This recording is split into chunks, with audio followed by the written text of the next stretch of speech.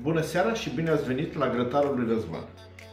În această seară aș dori să vă arăt de rață și acest rulou de cocoșel. Amândouă au câte o bandă de bacon și rozmarin. Mai întâi le dăm un pic cu ulei.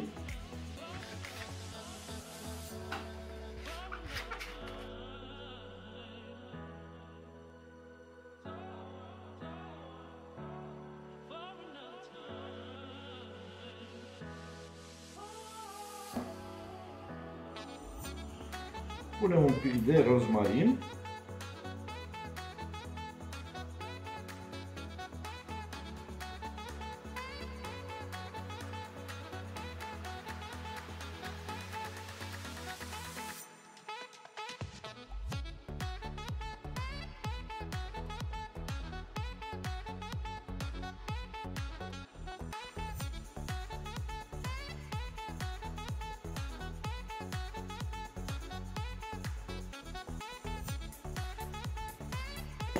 Punem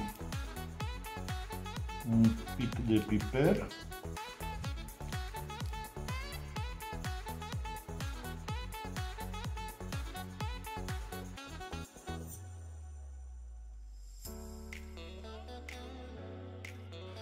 Puțină sare.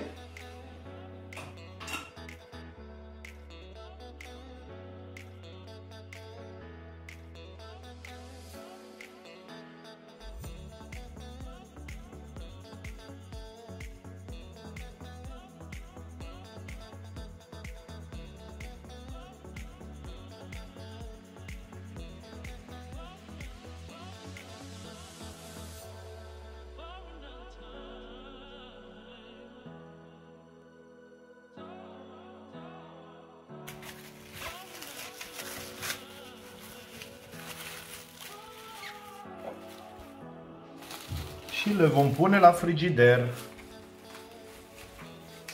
Dispozitivul Weber de aprindere a cărbunelor îți face viața ușoară. În 15 minute dai foc în partea de jos, pui cărbunii deasupra și el își face treaba. Cărbunii sunt gata.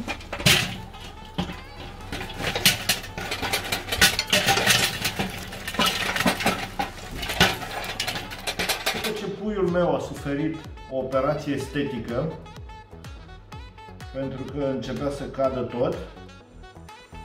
După cum se vede aici, a mai rămas ceva de la operație, picatul probabil. Să mergem la grătărel. Avem aici două bucăți de lemn de măr. Să mergem, să vedem ce se poate face aici. Vin aici aproape. Deci asta e chestia la grătărel. O să vedem, asta vine băgat aici, frumos, elegant. Punem și lemnul pentru a da gust, miros cărnii de afumat. O bucată aici, o bucată acolo.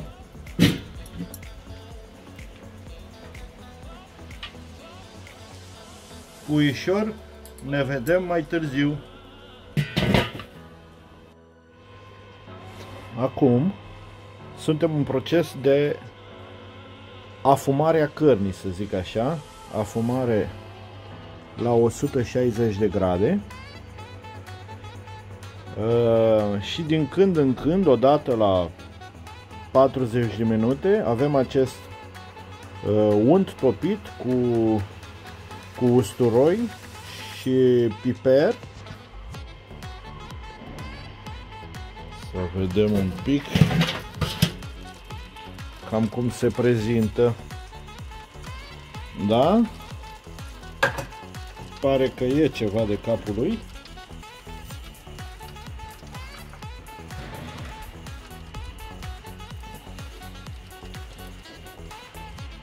Gata, tătuțu, gata, tati, gata.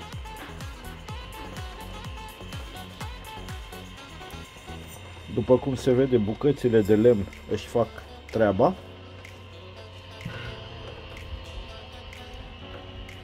scot destul fum.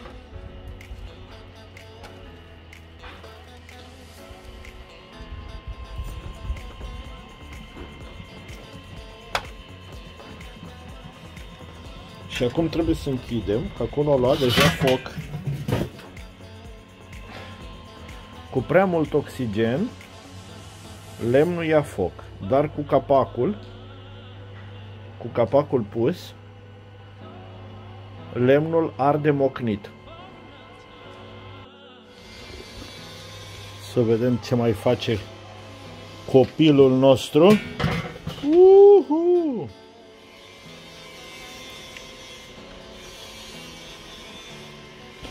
Putem să luăm și de aici, din uleiul lui, practic. Așa, tate, așa.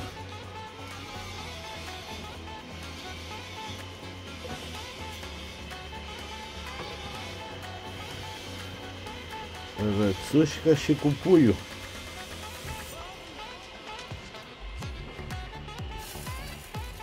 Așa, tate, așa.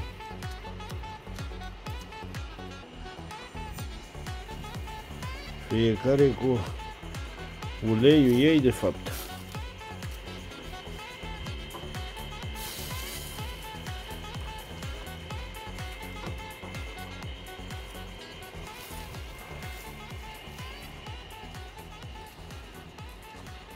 Și acum putem opri un pic.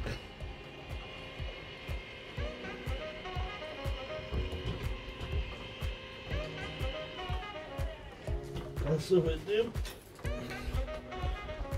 la ce temperatură suntem.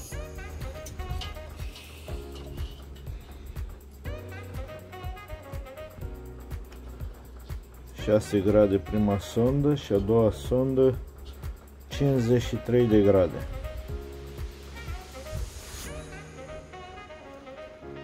(58 de grade).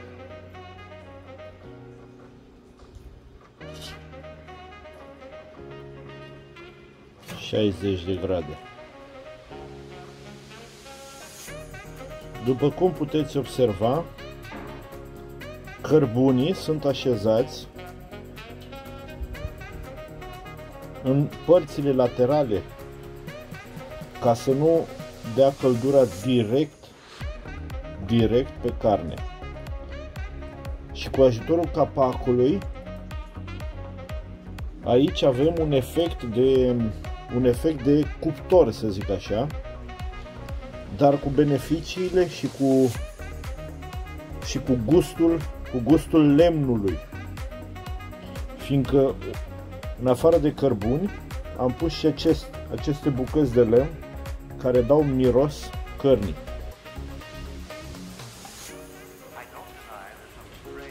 Ca și setarea dispozitivului, în partea de deasupra, găurile sunt deschise cam un sfert, iar în partea de dedesubt suntem la jumătate. Pe aici intră aerul, are 3 găuri de dedesubt, după cum v-am arătat, face tiraj și iese pe partea asta la altă. Ca și setare, pentru cantitatea de cărbun pe care am pus-o, acum este 140, că deja de-abia am descoperit și atunci a scăzut un pic temperatura. Dar ca și setare, de desubt la jumătate, în partea asta la altă e deschis de tot, da? Unde e semnul. Jumătate înseamnă că găurile sunt pe jumătate acoperite, din coace e închis de tot, deci închis găurile. Chestia asta o faci la sfârșit, când vrei să stingi cărbunii. Și aici, ca să aibă tiraj, să aibă un ciclu, aerul să intre pe desubt, să iasă pe deasupra, să mențină arderea, e deschis un sfert, fiindcă mie nu-mi trebuie temperatură mare. După cum se poate vedea, suntem la 190 de grade, am deschis tot deasupra și tot de desubt pentru a ajunge la această temperatură și în acest fel pielea ruladei și a puiului, a raței și a puiului devine mult mai crocantă și mult mai bună la gust. Și acum este momentul în care vom putea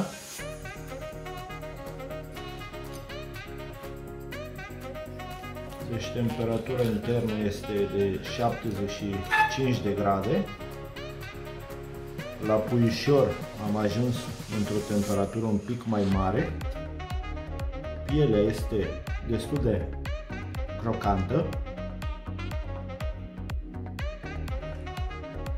Cu un Valpolicella pentru rățușcă și eventual o bere pentru puișor.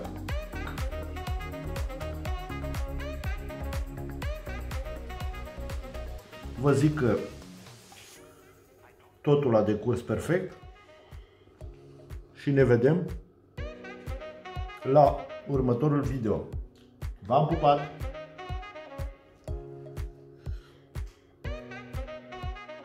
Aș mai adăuga ceva, totuși puișorul, cocoșelul, a băturață.